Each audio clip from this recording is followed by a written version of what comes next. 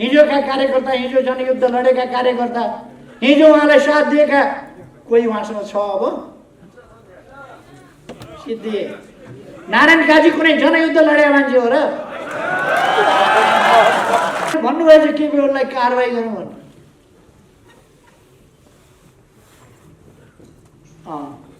कहिले कहिले मच्छरले हात्ती खान्छ, भैँसी पनि खान्छ मच्छरले। तर कति खान्छ केपी ओलीलाई निकाल्यौँ भनेको त्यस्तै हो। त्यो मच्छरले हात्ती खायो। अनि उहाँहरू केपी ओलीलाई निष्कासन गऱ्यौँ भनेर धाक लगाएर बस्नुभएको छ। म उहाँहरूलाई सोध्न चाहन्छु, कहाँबाट निष्कासन गर्यो? माइतीघर मण्डलबाट? कहाँबाट निष्कासन? चिन्ह हाम्रो हो भनेर, चिन्ह पाऊँ भनेर भन्न जान, निर्वाचन आयोगमा जान प्रचण्डलाई लाज हुनु पर्दैन? अहिले सूर्य चिन्ह मेरै हो भनेर जान लाज हुँदैन? प्रचण्ड सूर्य चिन्हमा लडेका छन् कहिले चुनाव?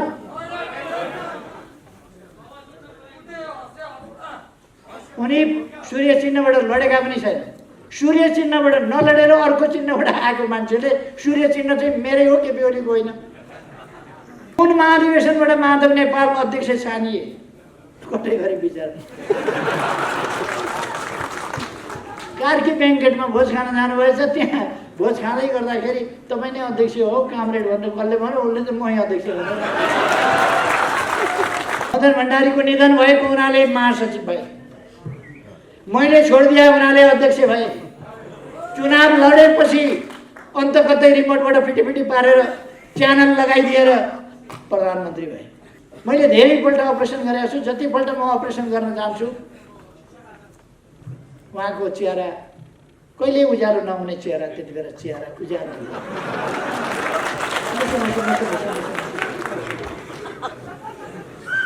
तन्दुरुस्त भएर फर्कियो भनेपछि फेरि झ्याप्प बत्ने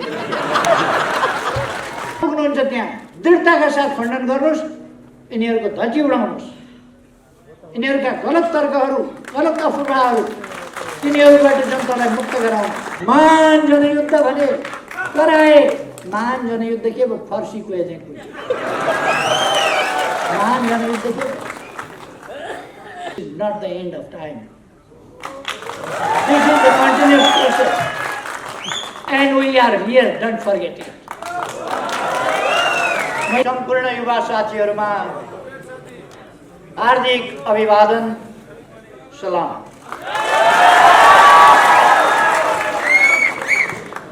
इस कार्यक्रम का अध्यक्ष महोदय, मंचवासीन, महानगर का पूर्व महामेयर केशव स्थापित जी,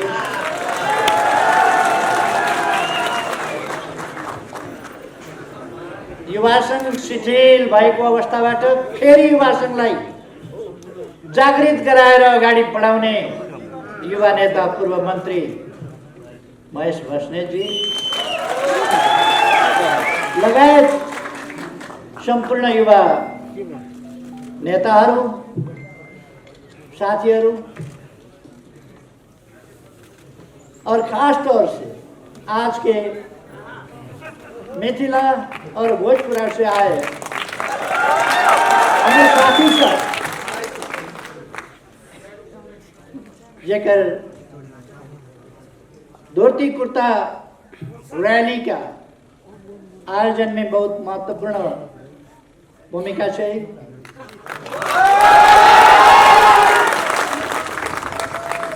आज सबके हम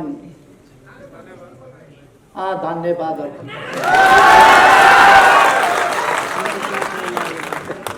आज सबको पता है कि हम तराई में रहे वाला आदमी चाहिए। तराई से चुनाव लड़के चुनाव जीत के, हरदम तराई से चुनाव लड़के अखिन तक संपूर्ण चुनाव हम लड़े तो तराई से, मधेश से। आज सबके लिए, तराई के मधेश के लिए मधेश के जनता के लिए, मधेश के विकास के लिए काम करे वाला हम छे, हमारे पार्टी छे।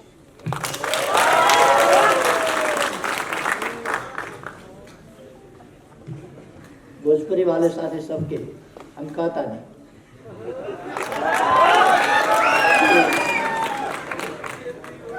मधेश के विकास के और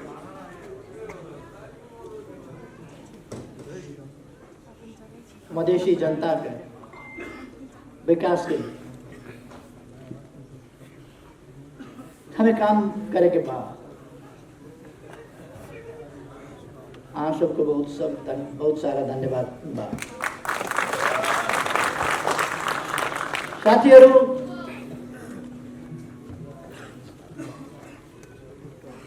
तपाईहरु सबैको उत्साह देखेर यो देश बिगार्न खोज्नेहरूका पसिना छुटेका छन्। तपाईहरुको उत्साह देखेर लोकतन्त्र विरोधी शक्तिहरू आत्तिएका छन्। उनीहरूका सपनाहरू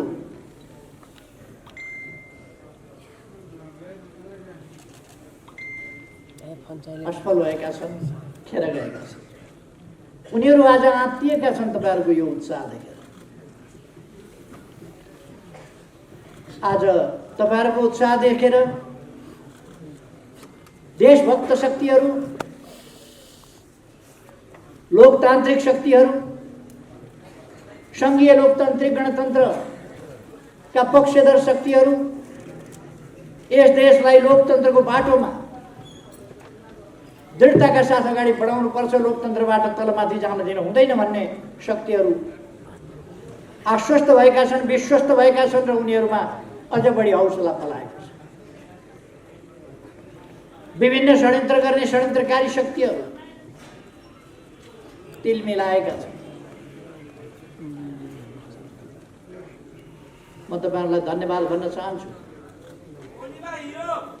तपाईहरुको यस उत्साहले देशलाई बिगार्न खोज्ने शक्तिहरू, राष्ट्रियतालाई कमजोर पार्न खोज्ने तत्त्वहरू अथवा लोकतन्त्रलाई कमजोर पार्न खोज्ने शक्तिहरू तिनीहरू तिल मिलाएका छन्, आत्तिएका छन्। त्यसै कारण जे पाए त्यही बोलेर हिँडिरहेका छन्। तपाईहरुलाई आश्चर्य लाग्छ होला नै, लाग्नै पर्छ। देशलाई लोकतान्त्रिक बाटोबाट हर्स ट्रेडिङ भन्छ नि, किनबेचको बाटोमा, सम्झौता र अनेक फोहोरी खेलको बाटोमा लान खोज्ने, अस्थिरताको बाटोमा लान खोज्ने, संविधान कार्यान्वयन हुन नदिने, विकासको गति अगाडि बढ्न नदिने, लोकतान्त्रिक संस्थाहरूलाई निकम्मा बनाउने, लोकतान्त्रिक प्रणालीलाई सुचारू ढङ्गले चल्न नदिने त्यस्ता शक्तिहरूका प्रयास प्रतिनिधि सभा विघटन र नयाँ निर्वाचनको घोषणाबाट त्यस्ता शक्तिहरूका सपनाहरू चकनाचुर भएका छन्। त्यसकारण उनीहरू आत्तिएका छन्। अहिले एउटा स्याल हो, यहाँ तपाईहरुले सुनिरहनु भएको होला, संसद विघटन गरेर देश सङ्कटमा पर्यो भन्ने, संसदको निर्वाचन हुन लागेर देश सङ्कटमा पर्यो भन्ने।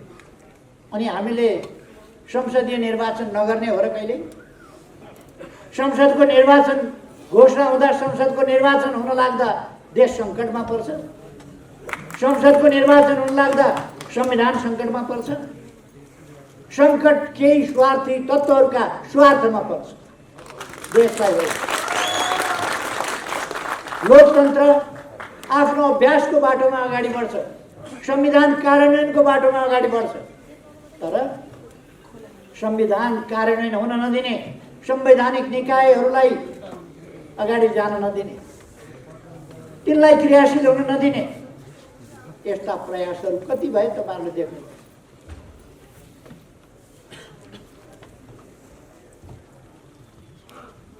3 वर्षदेखि आयोगहरू रिक्त छन्, तर आयोगहरू रिक्त भए पनि आयोगमा सदस्य भर्न सकिँदैन। बैठकै बस्न नमान्दैन, सहमति गऱ्यौँ अनि बैठक बस्ने भन्ने सहमति के हो नै अचम्म छ। सहमति छँदै छैन, के हो सरकारलाई काम गर्न नदिने, मेरो मान्छे परेन मेरो मान्छे पर्नुहुन्छ भन्ने एउटै रट, त्यो मात्रै लगाउँ। आज हामीले केही अगाडि अध्यादेश ल्याएर संवैधानिक आयोगहरूको रिक्ततालाई भर्न चाह्यौँ, तर हामीलाई त्यो रिक्तता भर्ने अवसर दिए। अब हामी मिलेर जान्छौँ, मिलेर काम गरौँ, यो फिर्ता लिइदिनुहोस् भने हुन्छ भने। अरू पार्टीहरू फुट्छन् भन्ने डरले, अघि नै महेश बस्नेतज्यूले भनिसक्नु, अरू पार्टीहरू फुट्छन् भन्ने डरले को होलो मचियो, पार्टीभित्र पार्टीका केही नेताहरूले बर्बाद हुने भयो, समाप्त हुने भयो, पार्टी फुट्ने भयो, यहाँ भयो त्यहाँ भयो आदि इत्यादि हल्ला मचाउँछ। नजानेर होइन, उहाँहरूलाई सबै कुरा थाहा छ। आत्तिएर उनीहरू त्यस बिन्दुमा पुगे। मैले फेरि एकपल्ट उनीहरूलाई विश्वास गरेर अध्यादेशहरू फिर्ता लिए, फेरि हुन दिएनन् काम। यसपल्ट अध्यादेश जारी गरेर संवैधानिक आयोगहरूमा केही पदहरू, रिक्त पदहरू पुरा गर्ने काम। सरकारलाई काम गर्न भरसक नदिने, मैले त काम गरेको, यिनीहरूले खुट्टा समाउँदा समाउँदै अल्झाउँदै पाइलो सार्न नदिँदै बलजफ्ती अगाडि बढेर अहिलेसम्म जति काम भएको छ त्यो काम यिनीहरूको सहमतिमा होइन, असहमतिमा एक्लै अगाडि बढ्यो, एक्लै सरकार चलायो। तपाईँहरूले सुन्नुभयो होला, गर्नै नदिएपछि चलाउनु परेन, एक्लै चलाएको केलेर अगाडि बढ्यो भने बढ्नै नदिने त अनि बढ्नु परेन, कामै गर्न नदिने, केही पनि कानुन बनाउन नदिने, कानुन लगेर संसदमा राखो, पेशै हुँदैन। 3 वर्षदेखि कानुनहरू पेश नभएर बस्ने अत्यन्त विचित्रको स्थिति, कामै गर्न नदिने। संसदीय समितिहरूमा मैले नै छानी गरेर समितिका सभापति बनाइदिएँ। समितिका सभापति भएपछि श्री दिन जङ्गबहादुर भएँ कि के भएँ भन्ने ठानेर कहाँ अन्यत्रका आदेश सामेल गरेर काम गर्न नदिने। अनि देशको जुन गतिका साथ देश अगाडि बढ्थ्यो र बढ्नु पर्थ्यो त्यो अगाडि बढ्न नदिने काम भएपछि देशको अरू 1.5-2 वर्ष खेर जान दिनु हुँदैन। त्यसकारण चुनावमा जानुपर्छ, चुनावमा गएर नयाँ जनादेशका साथ अगाडि बढ्नुपर्छ, देशलाई अगाडि बढाउनुपर्छ। देशको गति, देशको समय कीमती छ, समय बर्बाद हुन दिनु। त्यो भनेर चुनाव घोषणा गरेपछि अब एकजना नेताले भने अब वैशाख पछि केपी ओली राजनीतिमा पनि रहँदैन, समाप्त हुन्छ भनेर। यिनका भविष्यवाणी कति ठाउँ खेर गए। महान जनयुद्ध भने कराए, महान जनयुद्ध के भयो, फर्सीको एजेन्ट। महान जनयुद्ध के अनि यिनीहरूले अरू के भने के कदम चाले। यिनीहरूले नेपाली जनतालाई जात जातमा, क्षेत्र क्षेत्रमा, भूमि भूमिमा फुटाउन खोजे, भाषा भाषामा फुटाउन खोजे, फुटाउन दिएन। यिनका भविष्यवाणी पहिचानको राजनीतिका नाउँमा देश टुक्र्याउने, त्यो राजनीति असफल। विखण्डनवाद, त्यसलाई पनि हामीले वार्ताद्वारा समस्याको समाधान गर्यौँ। यिनीहरू छाती पिटी गरेर रोए। यो के गरेको? चीनतिरबाट बाटो खोल्यौँ, यिनीहरू आत्तिए। नाकाबन्दीको डटेर सामना गर्यौँ, विभिन्न नाकाहरू खोल्यौँ हामीले उत्तरबाट र पारवन यातायात सम्झौता गर्यौँ चीनसँग। त्यसपछि हामीसँग बहुमत थिएन, आत्तिएर हतार मलाई प्रधानमन्त्रीबाट हटाउने काम। प्रधानमन्त्रीबाट हटाउँदै गर्दा मैले त्यस बेला बोलेको थिएँ। बोल्दै जाँदाखेरि मलाई अलिकति उनीहरूलाई चुनौती दिउँ भन्ने जस्तो लाग्यो। अलिक चुनौतीको भाषामा मैले भने This is not the end of time. This is the continuous process. And we are here, don't forget it. मैले त्यो भनेको थिएँ, समय अन्त्य भएको छैन, समय रोकिएको छैन, यो एउटा प्रक्रिया हो। हामी यही छौँ भन्ने कुरा याद राख। मैले चुनौती दिएको थिएँ, हामी यही छौँ। मैले त्यस सन्दर्भमा भनेको थिएँ, त्यो नकल गरेर अहिले त हामी यहाँ छौँ भनेर लेखेको।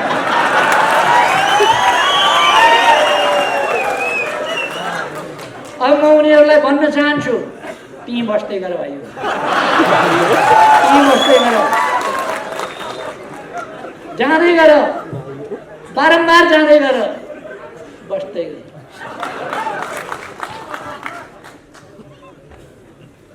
हामी यहाँ छौँ भन्ने कुरा कुन सन्दर्भमा मैले भनेको थिएँ, कुन सन्दर्भमा नकल गरेको।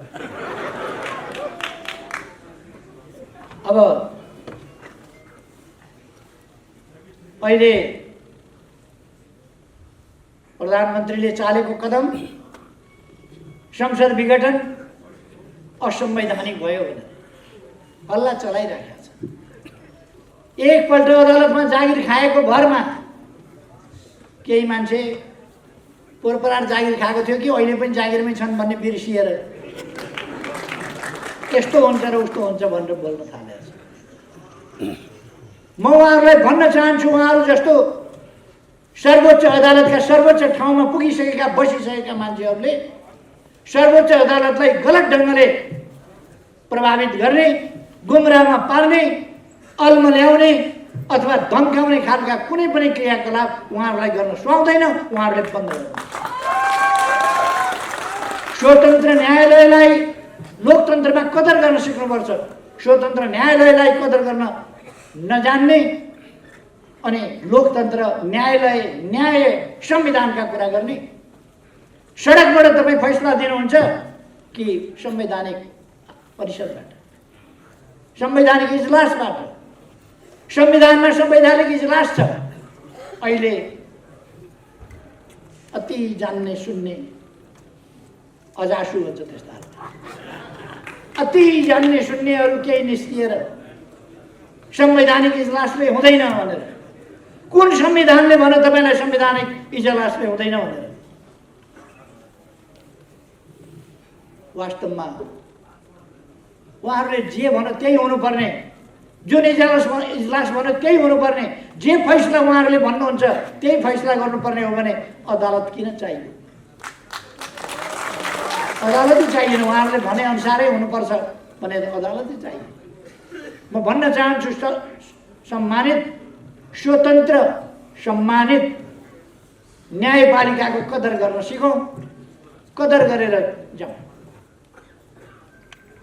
हामीले कहिल्यै पनि न्यायपालिकाका विरुद्ध नारा जुलुस गर्ने, अपमानित ढङ्गले न्यायपालिकाका विरुद्ध बोल्ने गरेन। हुन त उहाँहरूको सभ्यता हामीले देखेका छौँ। राष्ट्रपतिका विरुद्ध मनपरी छारष्ट सभ्य समाजमा त्यस्तो बोलिँदैन। रक्सी भट्टीमा पनि त्यस्तो बोल्या सुनेको छैन। रक्सी भट्टीका बाटाका अगाडिबाट हिँड्दाखेरि पनि रक्सी भट्टीमा कराउँछन्, अलिक बेठिक शब्दहरू बोल्छन्, तर यति बेठिक प्रचण्ड माधवहरूको जुलुसमा बोलिने शब्दहरू कसैले पनि बोल्दैन। सम्मानित संस्थाहरूका विरुद्ध उहाँहरूको सभ्यताको स्तर त त्यो छ। राष्ट्रको प्रमुख संस्था, गणतन्त्रको प्रतीक संस्था, सर्वोच्च राष्ट्रको संस्था र सम्मान र गरिमा जहाँ राष्ट्रको छ, त्यस संस्थामाथि ढिलो छ्याप्न लाज नमान्ने, त्यसका निम्ति माफी नमाग्ने, त्यसका निम्ति शरम नमान्ने अचम्मको संस्कृति उहाँहरूको छ। अदालतका विरुद्ध एकजना वकिलले लेखेछ, कत्रो बिरालोले त म्याउ म्याउ गर्न सुहाउँछ, सिंह भएर गर्जिन सुहाउँछ। एउटा वकिलले सिंह भएर गर्जिएर, वर्तमान सम्झिएर, भविष्य सम्झिएर फैसला गर्नु भनेर न्यायाधीशलाई अर्थ्यो उपदेश दियो। धम्काएर वर्तमान पनि सम्झिनु अरे, भविष्य पनि सम्झिनु अरे, अनि मात्रै फैसला गर्नु अरे। के गर्छन् तिनले? न्यायालयको भविष्य, न्यायाधीशहरूको भविष्य के गर्छन् तिनले? भन्न खोजिया के? धम्काउन खोजिया के? यस्ताले लोकतन्त्रका कुरा गर्ने, जनताका बीचमा जाने कुरो लोकतन्त्र विरोधी भयो। जनताका विरुद्ध, जनताका बीचमा जाने कुरो लोकतन्त्र विरोधी हुँदैन, जनताका विरुद्ध जाने कुरो लोकतन्त्र विरोधी। त्यसकारण हामी जनताका बीचमा जाने कुरो गरेका छौँ, ताजा जनादेशका लागि जाने कुरा गरेका छौँ, संविधानको कार्यान्वयन गर्ने, लोकतन्त्रलाई अभ्यासमा लाने त्यही काम हामीले गरेका छौँ, त्यही कुरो गरेका छौँ। म साथीहरूलाई भन्न चाहन्छु, यी केही दर्जन मान्छेहरूका, यी हन्डीबाट चलेकाहरूका बिकाउ बोलीहरू अरू केही होइन। यी बिकाउ बोलीबाट न्याय प्रभावित हुन्छ भन्ने तपाईँहरू नठान्नुहोस्, सत्य प्रभावित हुन्छ भन्ने पनि नठान्नुहोस्। अब प्रतिनिधि सभा पुनर्स्थापना मैले धेरै ठाउँमा भनेको छु, बहुमतको प्रधानमन्त्री, सर्वसम्मतको प्रधानमन्त्री मैले सरकार चलाउन उपयुक्त भएन, ताजा जनादेशका लागि जनताका बीचमा जान्छु भनिसकेपछि अर्को विकल्प छ संसदमा? फेरि अर्को विकल्पै छैन भने पुनर्स्थापना गरेर के गर्ने? पुनर्स्थापना कसरी हुन्छ? विकल्पै छैन। बहुमत कसैको छैन भने अनेक विकल्प छन् त्यहाँ। बहुमत मसँग छ, मसँग बहुमत हुँदाहुँदै 64% जसो बहुमत, झन्डै 2/3 बहुमत हुँदाहुँदै म चलाउन संसद। अब यस संसदले देशका लागि प्रभावकारी काम गर्न सकेन, अर्को ताजा जनादेशको संसद चाहियो। अब नयाँ पङ्क्ति चाहियो, नयाँ पिँढी चाहियो। सुकेका रुखले फल दिन्छ भनेर, सुकेका रुखमा फुल लाग्छ भनेर पालिराखेर हुन्छ 1.5 वर्ष 2 वर्ष? यी सुकेका हाँगाहरू सुकेका रुख हुन्। त्यसकारण अर्को बिरुवा ताजा, तसर्थ कुहेका फललाई त्यही रुखमै टाँस्न खोजेर हुन्छ, डालामा हाँगामा टाँस्न खोजेर हुन्छ, त्यो झर्छ, अर्को पकाउँछ। चुनाव हुन्छ, चुनाव वैशाख 17 गते, 78 साल वैशाख 17 गते र 78 साल वैशाख 27 गते हुन्छ। वैशाख 17 गते शुक्रबार, वैशाख 27 गते सोमबार नै चुनाव हुन्छ। त्यसकारण यसमा कोही पनि साथीहरू, दाजुभाइ दिदीबहिनीहरू, देशवासीहरू कोही पनि भ्रममा अन्यलमा पर्न जरुरी छैन। अर्कोतिर केपी ओलीले चुनाव गराउँदैन, तानाशाही लागू गर्छ भनेर हल्ला चलाइरहेको छ। केपी ओली जेल खटेर अनेकपल्ट मर्दै बाँच्दै गरेर फर्किएर आएको लोकतन्त्र मास्नका लागि होइन, लोकतन्त्रको रक्षा गर्नका लागि हो, लोकतन्त्रलाई अगाडि बढाउँछ। त्यसकारण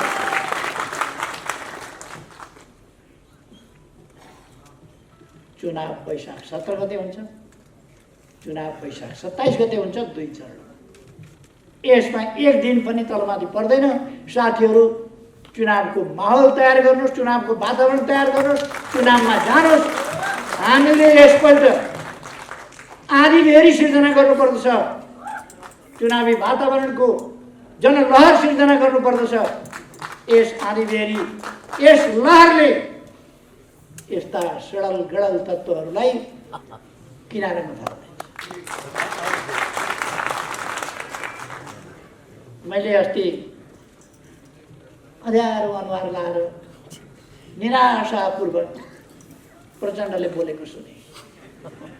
वैशाखबाट केपी ओली राजनीतिबाटै सिद्धिन्छन् भनेर।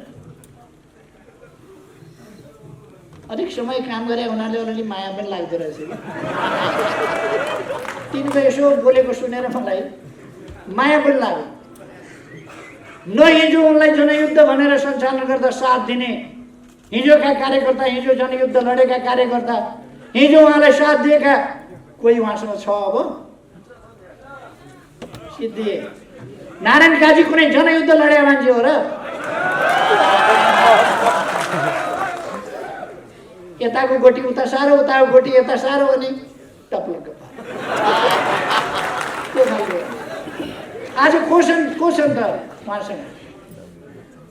माधव नेपालजी मदन भण्डारीको निधन भएको हुनाले महासचिव भए, मैले छोडिदिए हुनाले अध्यक्ष भए, चुनाव लडेपछि अन्त कतै रिमोटबाट फिटिफिटी पारेर च्यानल लगाइदिएर प्रधानमन्त्री भए।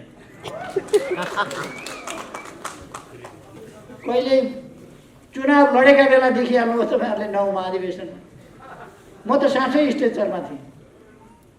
उहाँ भन्दै हिँड्नुभएको थियो, यही ठाउँबाट पनि भन्नुभयो 2-4 दिनमा मर्नलाई के भोट हाल्छु। मान्छे मर्न पनि सक्छ, जति बेर पनि मान्छे मर्न सक्छ, तर कस्तो चिताउन सकिया होला, कस्तो बोल्न सकिया होला। मैले धेरैपल्ट अपरेसन गरेको छु, जतिपल्ट म अपरेसन गर्न जान्छु उहाँको चेहरा कहिले उज्यालो नहुने चेहरा, त्यति बेला चेहरा उज्यालो हुन्छ।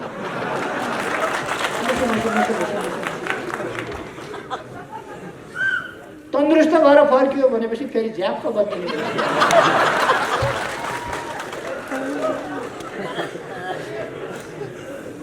म त्यतापट्टि गइरहन चाहन्छु। मरिहालेदेखि अध्यक्ष हुन पाइन्थ्यो, उहाँ त्यस्तैबाट हुने हो क्या। 2 ठाउँबाट चुनाव हारेर पनि प्रधानमन्त्री, अर्को कोही मरिदिइहाल्यो भने महासचिव, अरूले छोडिदियो भने अध्यक्ष, अरूले बनाइदिएर अरूले मौका छोपेर बल छोपेर त्यस्तामा भने बानी परेका मान्छे चुनाव सिद्धिने बित्तिकै थाल्नुभयो। मैले चुनाव जितेँ, उहाँले हार्नुभयो, मलाई अध्यक्ष देऊ, मलाई अध्यक्ष देऊ, मलाई अध्यक्ष देऊ। ए महाधिवेशनसम्म पर्खन त भन्यो, होइन मलाई अहिले हात नक्दा नदिने पर्खन महाधिवेशनसम्म नक्दा नदिने तिमीलाई त्यति बेर पार्टी एकताबद्ध राखौँ भने अहिले मलाई नक्दा उधारोमा पत्याउँ नक्दा। अब प्रचण्ड विचार उहाँसँग आज पुगेका मान्छे कस्ता छन् भन्दा माधव नेपाल, नारायण काजी कठै एउटा मौका आएको थियो प्रचण्डलाई सुध्रिने, सप्रिने, लोकतान्त्रिक क्रेडेन्सियल प्राप्त गर्ने। उहाँले एउटा राजनीतिक विश्वास राष्ट्रिय स्तरमा र विश्व स्तरमा पनि प्राप्त गर्ने एउटा मौका आएको थियो। तर जो जे हो त्यो नीलवर्ण श्रृङ्गारको था। तपाईँहरूलाई थाहा छ होला, एउटा चुलबुले स्याल कपडा रङाउनका लागि रङ घोलिरहेको एउटा ठुलो बाटामा परेछ। निलो रङ भएका ठाउँमा परेछ, निलो भयो, चोबिएर अनि हतार निस्किएर भाग्यो। निलो रङको देखेपछि अरू जीवजन्तुहरूले भने निलो रङको त यस्तो हुँदैन थियो कुनै जीवजन्तु, चरा त हुन्थ्यो, जीवजन्तु हुँदैन थियो, के हो भनेपछि म जङ्गलको राजा हुँ, यहाँ हुँ त्यहाँ हुँ भने धाक धक्क उडेर बाघको बथानमा पुगेछ, त्यहाँ पनि म जङ्गलको राजा हुँ भनेर फाइफाइ गरेछ।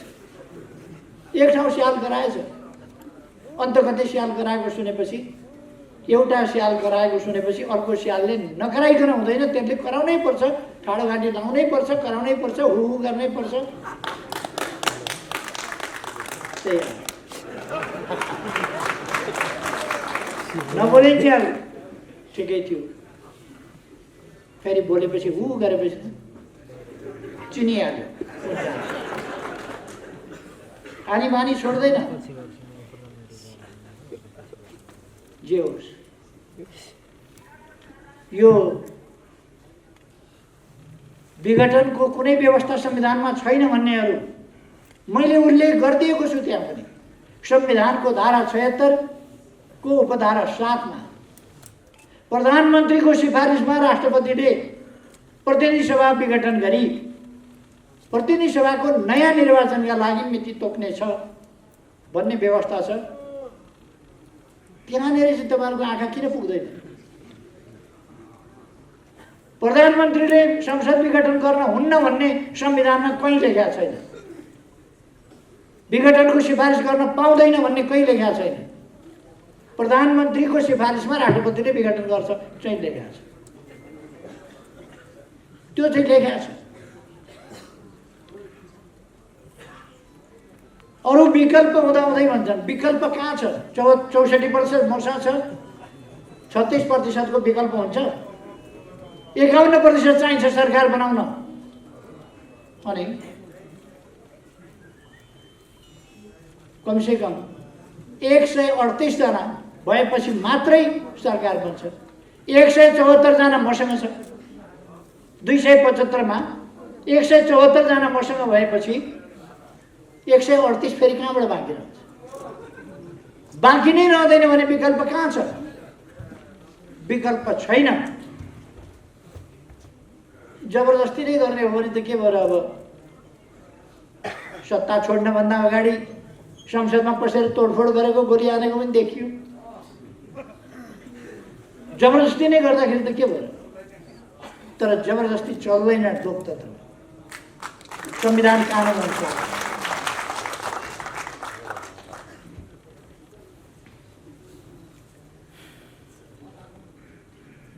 एउटा फेरि म दोहोऱ्याएर भन्न चाहन्छु एउटा कुरा। यो निर्वाचन आयोगलाई म त सुनेर छक्क परेँ। केन्द्रीय कमिटीको बैठक बोलाइयो, केही मान्छेहरू आएनन्। किन आएनन्? सोधी खोजी गर्नु पर्ला। कहिले कहिले कोही कोही आउन भ्याउँदैन, कोही कोही आउन सक्दैन। आज यहाँ पनि आउँछु भनेका कोही साथीहरू आउन नसक्नु भएको होला। त्यता पनि कतिपय आउँछु भनेका साथीहरू अरू काम विशेषले आउन नसक्नु भएको होला। त्यस्तो हुन सक्छ। मैले पनि त्यस्तै सोचेँ, साथीहरू आएनन्, किन आएनन् भनेको साथीहरू भन्दै थिए माइती घर मण्डलमा हामी यहाँ छौँ भनेर देखेँ।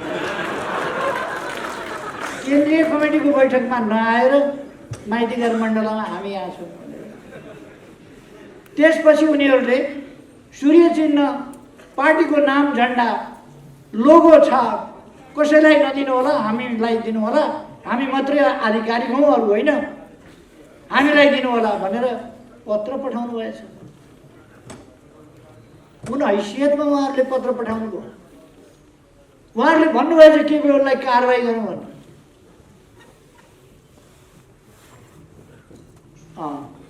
कहिले कहिले मच्छरले हात्ती खान्छ, भैँसी पनि खान्छ मच्छरले। तर कति खान्छ? केपीओलीलाई निकाल्यौँ भनेको त्यस्तै हो। त्यो मच्छरले हात्ती खायो। हात्तीले थाहा पाउँछ मच्छरले खानु।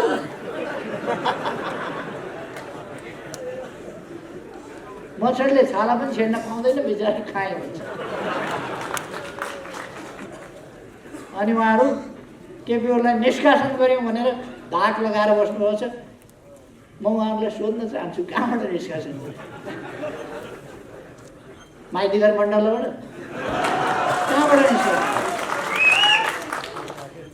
चिन्ह हाम्रो हो भनेर, चिन्ह पाऊ भनेर भन्न जान, निर्वाचन आयोगमा जान प्रचण्डलाई लाज हुनु पर्दैन? 74 साल आश्विन 14 गते टीकाको दिन प्रचण्डले र मैले अब दुवै पार्टी सूर्य चिन्हमा लड्ने भनेर सम्झौता गरेका थियौँ। 16 गते बेलुका उहाँले त्यो सम्झौता तोड्नुभयो। नलड्ने भनेर, लड्न सक्दिनँ भनेर सम्झौता अझै जीवित छ। अहिले सूर्य चिन्ह मेरै हो भनेर जान लाज हुँदैन? प्रचण्ड सूर्य चिन्हमा लडेका छन् कहिले चुनाव?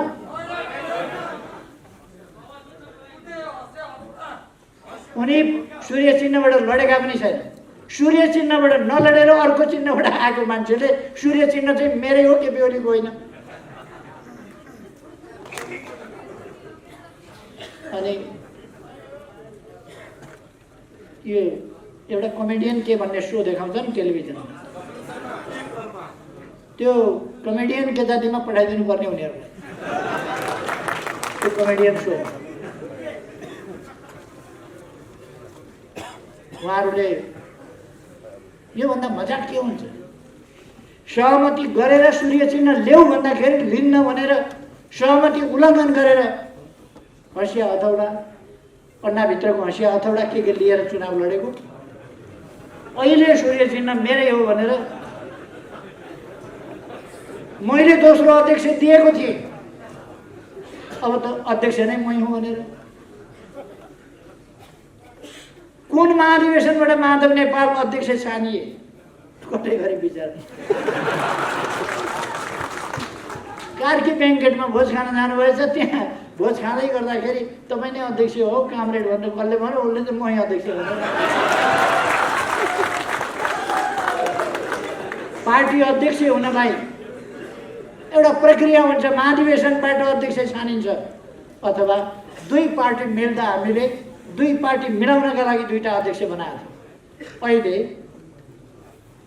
बैठकमा नआएर माइतीघर मण्डलामा गएर थकाइ लागेपछि कार्की ब्याङ्केटमा उक्लिएर अनि त्यहाँ अध्यक्ष हुन्छ, पार्टी अध्यक्ष। यस्तै मजाकले राजनीति हाँकिन्छ देशको। त्यसकारण म साथीहरूलाई भन्न चाहन्छु, यी पद लोलुप, स्वार्थी, अन्त कतैको रिमोटबाट चलेका तत्त्वहरू, यस्ता देशलाई घात गर्ने तत्त्वहरू, यस्ता तत्त्वहरूका कुराहरूलाई साथीहरूले जहाँ पुग्नुहुन्छ त्यहाँ दृढताका साथ खण्डन गर्नुहोस्, यिनीहरूको धज्जी उडाउनुहोस्, यिनीहरूका गलत तर्कहरू, गलत अफवाहहरू, तिनीहरूबाट जनतालाई मुक्त गराउनु त्यो जरुरी छ।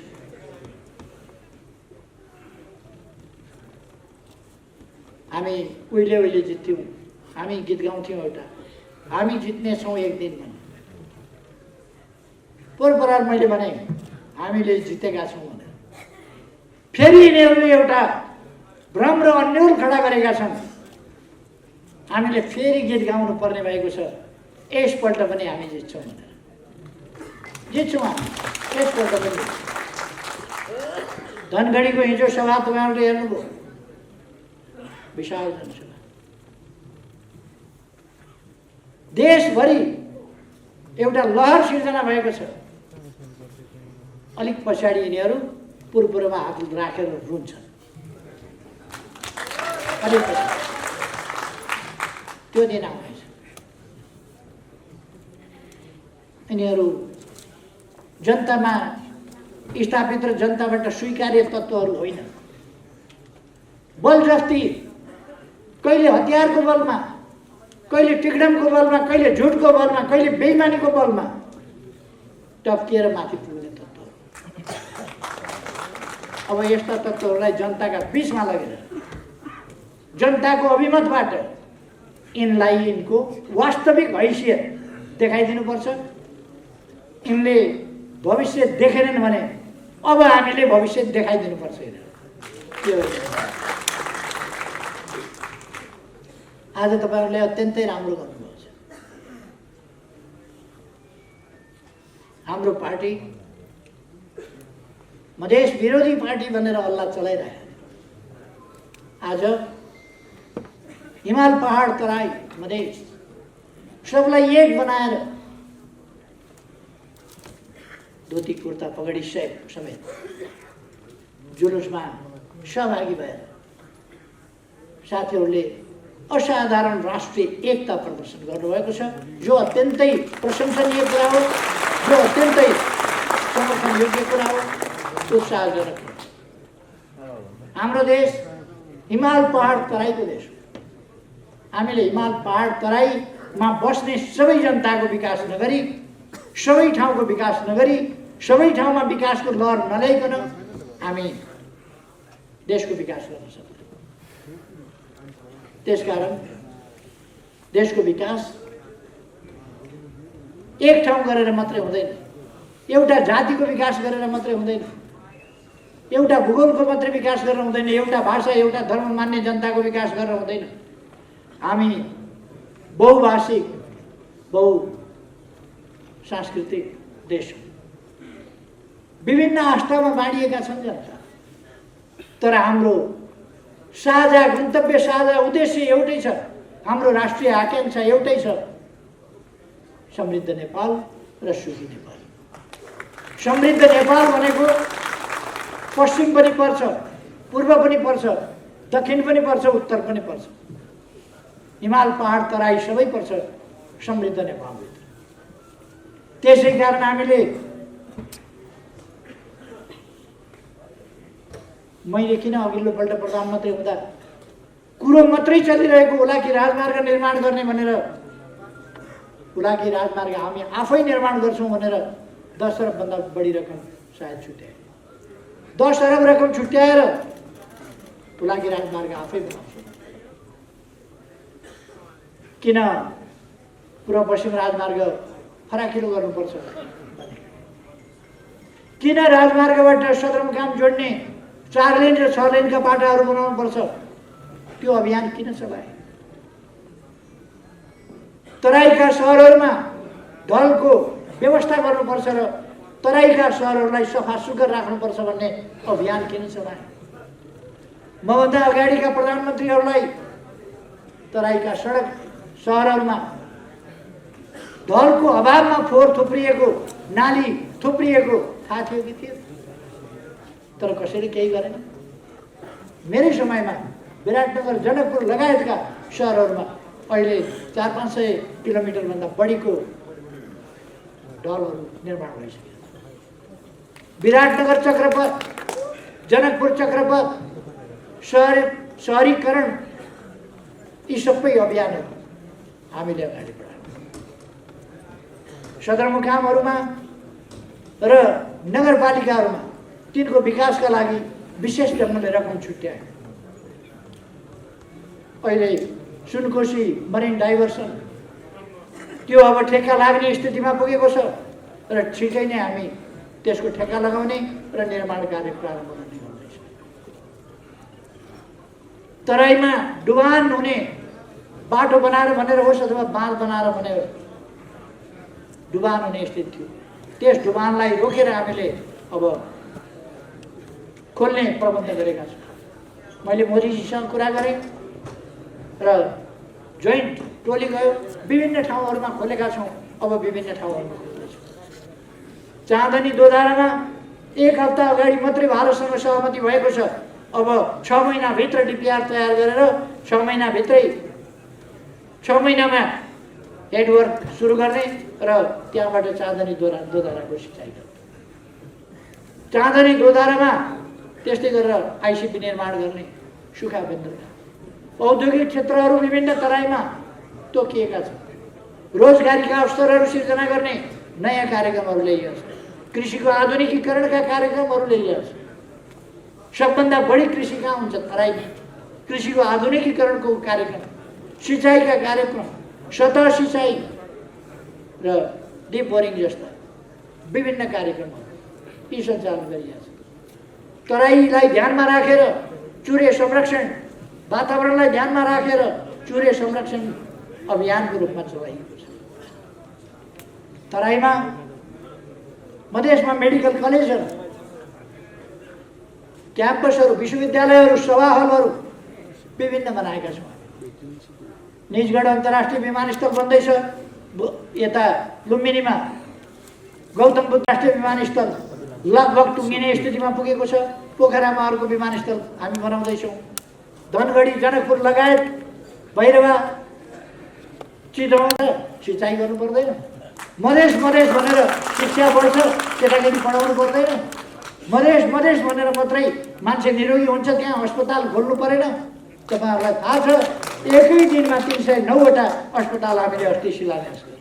एकै दिनमा 309वटा अस्पताल, 396वटा अस्पताल निर्माण गर्ने हामीले योजना गरेका थियौँ, शिलान्यास गर्ने योजना गरेका थियौँ। तर त्यस दिन भ्याइएन, अरू दिन 309वटा अस्पताल त एकै दिन शिलान्यास भए देशभरि।